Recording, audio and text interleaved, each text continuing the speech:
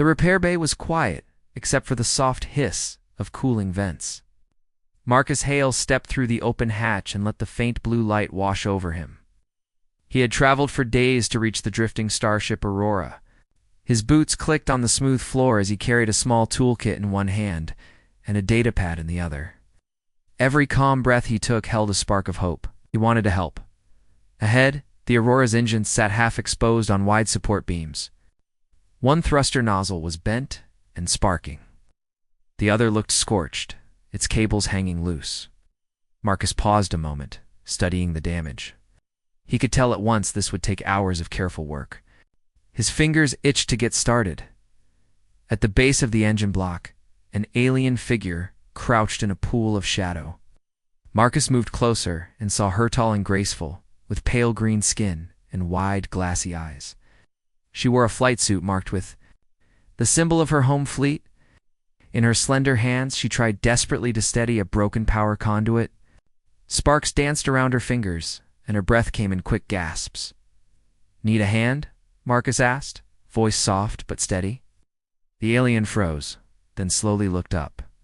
Her eyes flicked from the damaged conduit to his tools. After a long moment, she nodded once and turned back to the engine. Marcus knelt beside her and set down his toolkit. He offered her a clean connector and a small glove from his kit. She took them without a word. Together, they worked.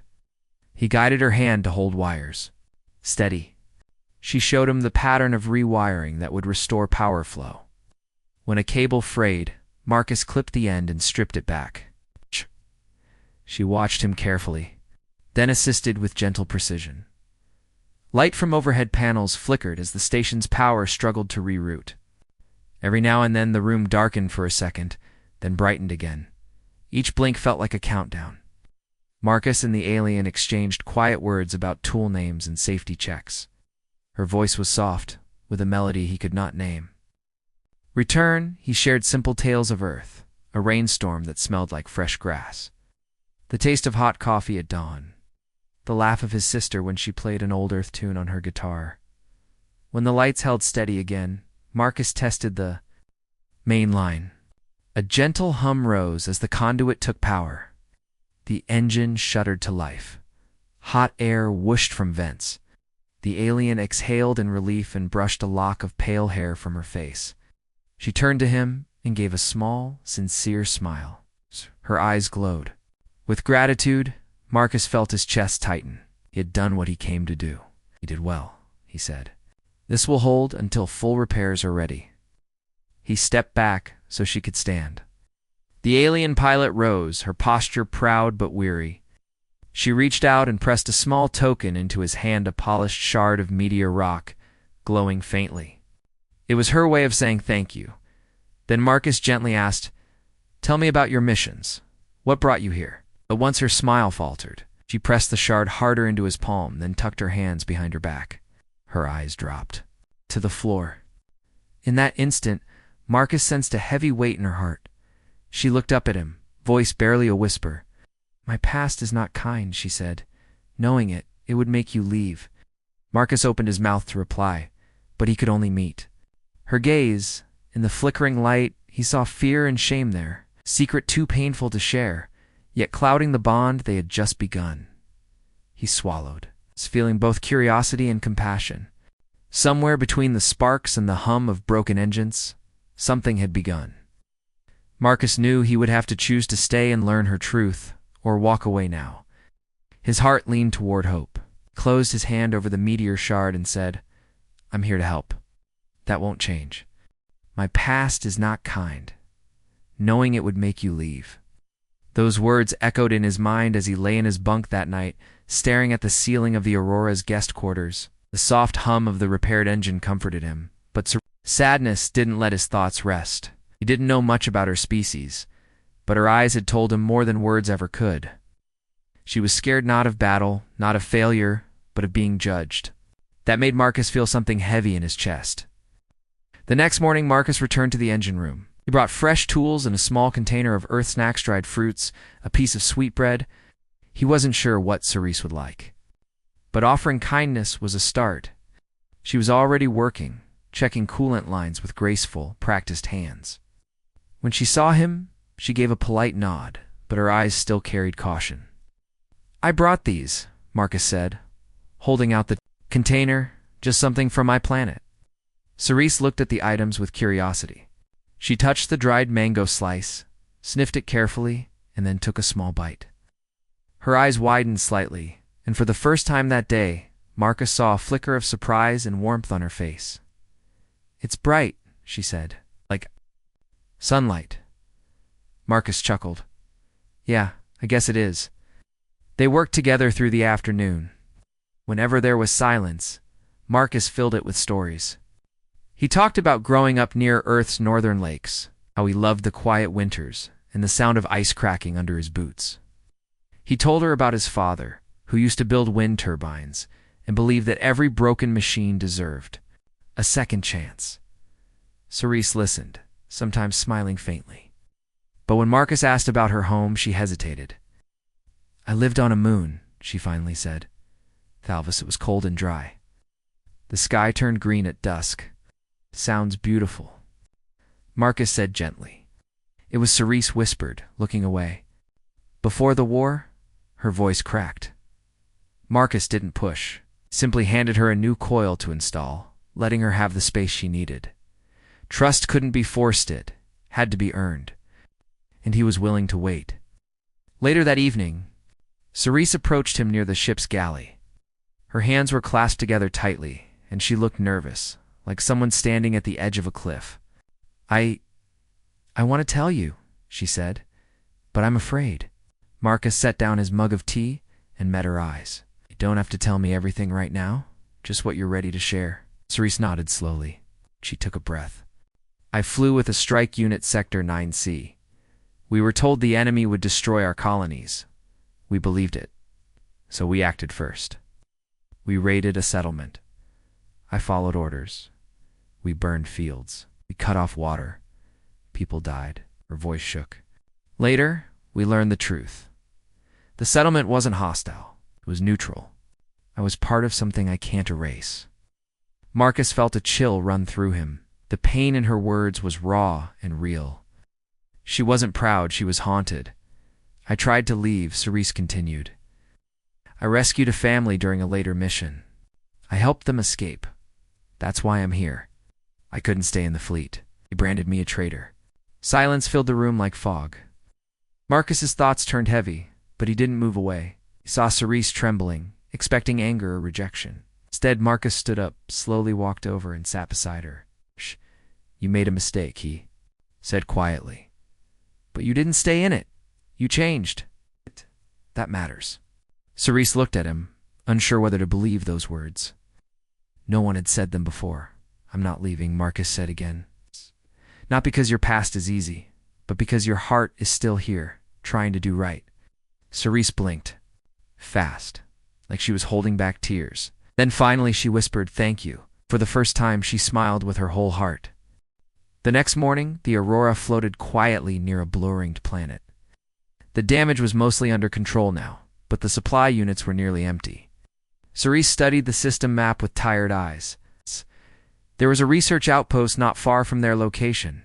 It had food, energy cells, and spare parts, everything they needed. Marcus stood beside her, his arms folded. "You want company?" he asked. Cerise hesitated. She wasn't sure if she should bring him. But after all, they had shared something. Inside her whispered that it was time to stop hiding. "Yes," she said softly. "I do." The shuttle they took was small and old, but it worked. Marcus took the co-pilot's seat, and Cerise piloted with calm hands. As they moved through the glowing rings of the planet, silence settled between them. But it wasn't uncomfortable anymore. It was thoughtful. Marcus broke the silence with a gentle voice. "You ever hear Earth stories?" Cerise glanced at him. "Not many," he smiled. "There's one about a man who fell in love with the moon. Every night he sent her poems by lighting fires on mountaintops." Cerise gave a quiet laugh, short and unsure, but real. "Sounds impossible." Maybe Marcus said, "But some things are worth reaching for anyway." They arrived at the outpost just before nightfall. It was small but functional 6 domes connected by glass walkways. Inside, humans and aliens worked side by side, mostly scientists and engineers. Cerise kept her hood up, her face mostly hidden. She wasn't sure if anyone there would recognize her. Marcus noticed, but said nothing. He stayed close, a silent shield beside her. While the technicians loaded supplies, Marcus and Cerise wandered through the hydroponic dome. It was filled with strange plants, some tall and thin like silver grass, others small and round with glowing petals. Cerise touched a vine gently. "My people used to grow something like this," she said. Only ours sang when the wind passed. Marcus leaned closer. "Sang." She nodded. Their leaves vibrated. A soft hum. "My mother said it was the voice of the earth." Marcus looked around. "I'd like to hear that one day." Cerise turned to him. Her eyes were softer now, less guarded. "You will." They sat on a bench near the dome's edge, watching small drones water the roots. The ceiling above was clear glass, showing the stars. Cerise looked up quietly. "I used to believe I didn't deserve peace," she whispered. "After what I did, Marcus didn't speak. He let her have that space. But lately," she continued, "I feel different, not fixed, just lighter." Marcus turned to her, his voice warm. "You're not alone anymore." Cerise looked at him. "What if someone from the past sees me here? What if they remember who I was? Then they'll see who you are now too," he said. "You're not hiding anymore?" Her fingers brushed his for a second, like a test. When he didn't move away, she left them there, just touching. Suddenly, an alarm buzzed through the outpost. A voice came over the speakers. "Solar flare activity detected. Shielding engaged." Marcus stood up, looking toward the window. "That's not good." The lights flickered. Outside, the sky turned gold, then red. Radiation waves crackled in the distance. Cerise grabbed his hand. "We need to help them. The central core will overheat if the shielding isn't fully powered." "Then let's go," Marcus said. They ran together down the hallway as the outpost shook slightly. Lights dimmed and warning sirens flashed. The two of them, side by side, raced into danger, not to escape, but to protect others. This time, Cerise wasn't running from her past. She was running toward a better future. Marcus stayed right beside her every step of the way. The outpost shook again as the solar flare intensified. Walls creaked, lights flickered, and the emergency sirens cried louder. People rushed through the hallways, trying to reach safety. The shielding system was failing. If they didn't fix the power core in time, the radiation would break through and damage the whole station. Cerise and Marcus didn't stop running. They reached the control room just as two engineers struggled to reset the main power relay. Sparks flew from the panel, and heat poured from the walls. One of the engineers shouted, "The coolant systems are overloaded. We can't stabilize the core." Cerise stepped forward, her voice calm but firm. "I can do it. I've worked with cores like this before." Marcus looked at her with quiet confidence. "I'll back you up." The engineers moved aside, and Cerise rushed to the terminal. Her fingers flew across the keys, eyes scanning power levels, coolant flow, and backup reserves. "If 7 minutes," she said, voice steady. "After that, the shielding will fail." Marcus grabbed a wrench and crawled under the console. "Tell me what to do." Cerise didn't hesitate. "Open the secondary valve. Hold it halfway. Not more." He did as told. Old vapor hissed from the pipe, and the temperature around them dropped slightly. The flickering lights steadied. The alarm changed from a sharp wail to a slower pulse. Outside the glass, golden radiation waves pulsed across the sky. They were beautiful and deadly. Cerise adjusted the energy flow, rerouted backup power to the shields, and closed 3 minor relays to prevent overload. Her hands moved quickly, without fear. But inside her heart, she felt something she hadn't felt in years: purpose. Not fear, not guilt, but purpose. She remembered other times when she had run systems like these in silence, knowing they would bring harm. Now, with Marcus at her side and people counting on her, she was protecting life. It was the first time in a long time that she felt right. The power core hummed softly as the temperature dropped to a safe level. The shielding around the outpost grew stronger, glowing blue as it blocked the radiation. The alarms finally stopped. Cheers rose from the other engineers. "We're safe," someone shouted. "The shields are holding." Marcus crawled out from under the panel, his face streaked with sweat and dust, looked at Cerise, who stood there quietly staring at the screen. "You did it," he said, smiling. Cerise turned to him slowly. Her eyes shimmered, not with fear or sadness this time, but with something warmer peace. "I didn't do it alone," she said. Outside, the sky returned to normal. The golden waves faded, leaving only stars behind. In the observation dome, people gathered to look up, whispering thanks. Later that night, Cerise stood alone in the hydroponic dome, hands resting on the railing, eyes watching the quiet plants. Marcus entered, walking slowly. "You okay?" he asked. She nodded.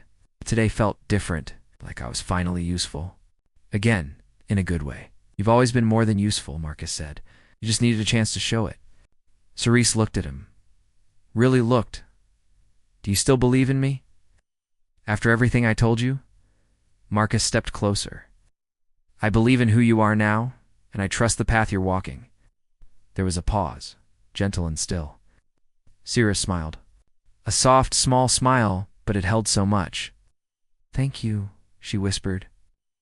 As the lights dimmed in the dome and the stars twinkled above, something shifted between them. The past didn't disappear, but it no longer held her down. She was no longer a shadow. She was light. Marquise was the one who had reached into the darkness and stayed. The next morning, soft light poured into the observation deck.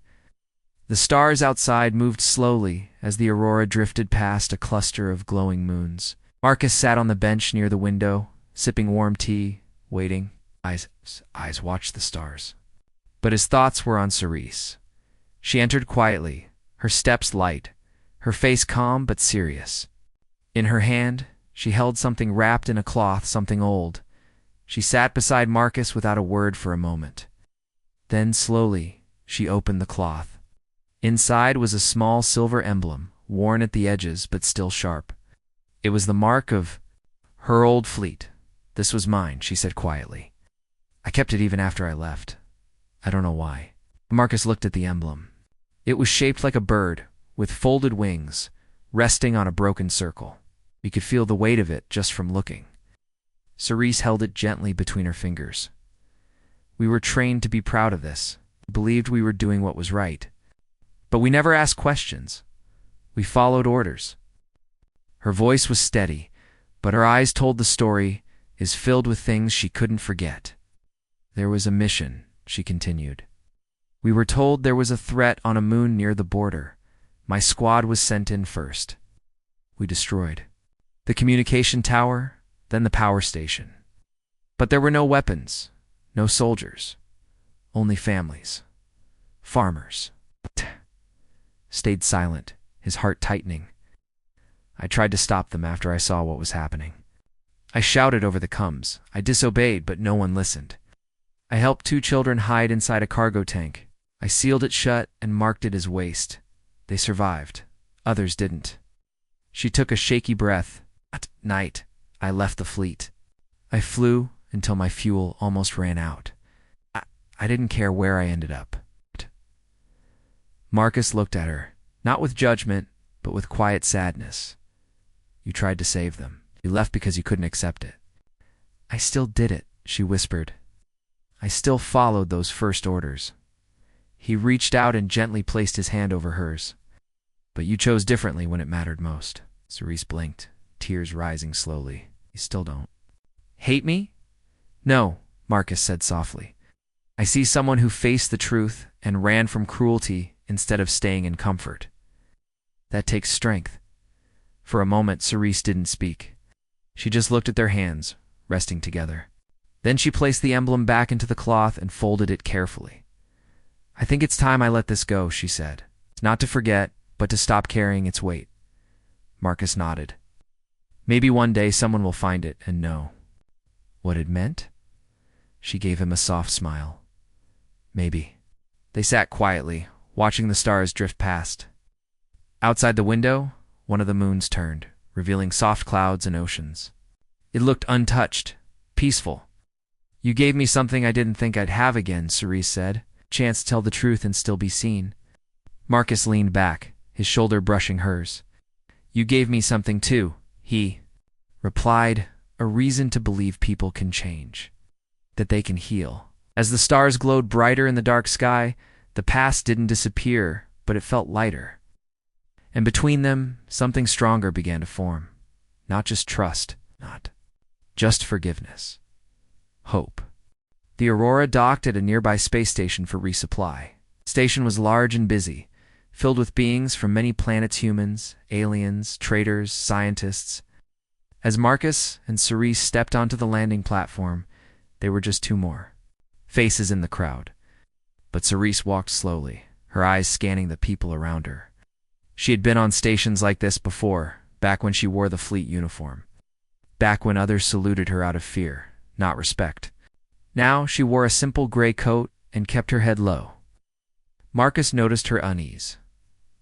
"We'll be quick," he said gently. "It's just fuel and food. We'll be out in an hour." Cerise nodded, but her heart was uneasy. Every voice in the crowd made her tense. Every glance made her wonder if someone recognized her. As they walked past a row of shops, a voice suddenly called out from behind, "Cerise." She froze. Marcus turned, and a tall, alien male stepped forward. His face was sharp, his tone surprised. "It is you, Cerise, a Fleetwing 7. I thought you vanished." Cerise didn't speak. The man's smile faded. "You betrayed us. You turned your back on everything. You ran." More voices nearby turned toward them. A few station guards looked over. Marcus stepped forward quickly, placing himself between Cerise and the stranger. "She's not who she used to be," Marcus said. "She's not your enemy." But the man's voice grew louder. "She's a coward, traitor. She'll let others die so she could escape." Cerise stood still, her face pale, eyes wide. The crowd was watching now, people whispering, frowning, judging. Marcus turned to Cerise, his voice low and calm. "You don't have to hide anymore. Not from them, not from anyone." Cerise took a slow breath.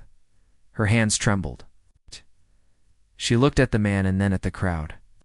"Yes," she said, her voice shaking. "I ran.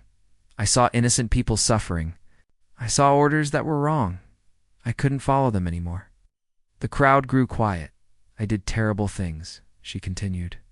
"But I chose to stop. I chose to save who I could. I've lived with that choice every day." For a long moment, there was silence. Then a woman from the crowd stepped forward. She was human, older, wearing a simple uniform. "You were the one who warned the refugee station near Tarithnine, weren't you?" she asked softly. Cerise blinked. "Yes. How did you know?" "Brother was there," the woman said. "He said a voice came through the static just in time, told them to hide, told them how to survive. That voice saved their lives." Cerise's eyes widened. "I didn't think anyone heard me." "They did," the woman said with a kind smile, "and they remembered." Others in the crowd murmured. A few nodded. A few stepped back. But no one shouted anymore. Later, back on the Aurora, Cerise stood by the window, looking out at the stars. Marcus joined her, his voice soft. "You didn't run from the truth today. You faced it." "I was so afraid," she whispered. "But hearing that, knowing I helped someone, it makes the weight feel smaller." Marcus placed a hand on her shoulder. "You earned that moment. And you're not alone anymore." Cerise looked at him, eyes full of emotion. "You stayed." "Always," Marcus said. The space around them felt quiet, but it was the good kind of quiet, the kind that comes after a storm, when the sky clears and hope begins to rise. The Aurora drifted silently near a glowing star cluster. Its hull, once cracked and damaged, now gleamed under soft starlight. Inside the ship, everything felt calm, like the breath after a long storm. Cerise stood in the observation deck, her hands resting on the glass window. Her eyes followed the stars, each one a quiet witness to her journey. She heard footsteps behind her, and didn't need to turn. She already knew it was Marcus. He stepped beside her, holding a warm mug. "Didn't sleep," he said gently. Cerise gave a small smile. "Too many thoughts. Too many memories." Marcus handed her the mug. "It's mint tea from Earth." She took it carefully, the warmth spreading through her fingers. "Thank you." They stood together in silence for a moment, letting the stars fill the space between words. Cerise finally spoke, her voice soft. "I never thought I would feel this again. Peace.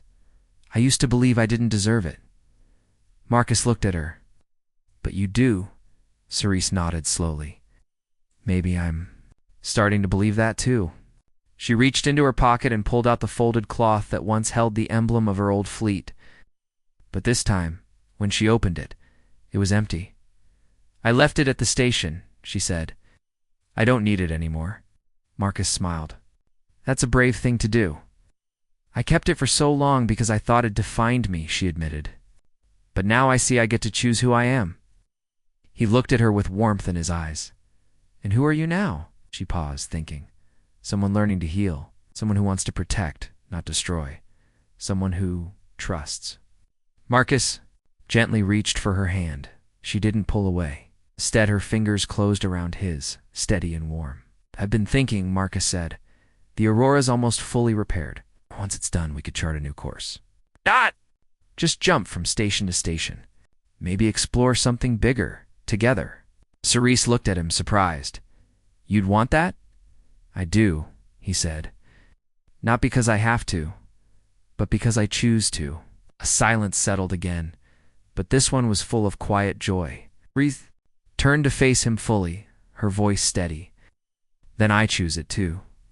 Together, they walked toward the ship's console. Cerise entered new coordinates and charted space near a nebula she once studied in her academy days. A place with no wars. Number orders, no past chasing behind. The ship's engines hummed gently, ready. As the Aurora prepared to jump into a new part of the galaxy, Marcus looked at Cerise. "You know," he said with a smile, "the first time I saw you, you were surrounded by sparks and smoke." Cerise laughed softly. Dad? "Saw you. You were offering help without asking questions." "That hasn't changed," he said. "No," she agreed. "And I'm glad." The stars blurred as the ship entered light speed. Inside, hearts that had once been heavy now beat lighter. Cerise wasn't running anymore. She wasn't hiding. She was moving forward with someone who had seen her worst and stayed anyway. That was the gift she never expected. Trust, given freely. And accepted without fear. The past would always be part of her. But now, the future was hers too, right? And she wasn't writing it alone.